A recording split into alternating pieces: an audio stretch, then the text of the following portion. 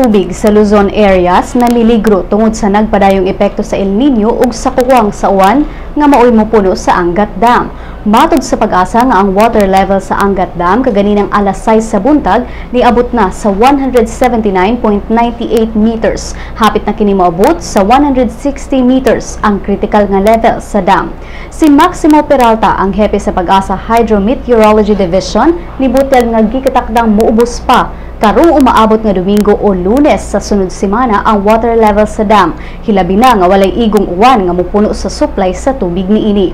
Kahinumdumang si Sevilio David Jr., ang Executive Director sa National Water Resources Board, nibutyag nga kung moabot na sa minimum operating level nga 180 meters above sea level ang Angat Dam, hunungon sa board ang supply sa irigasyon sa tubig sa Central Luzon.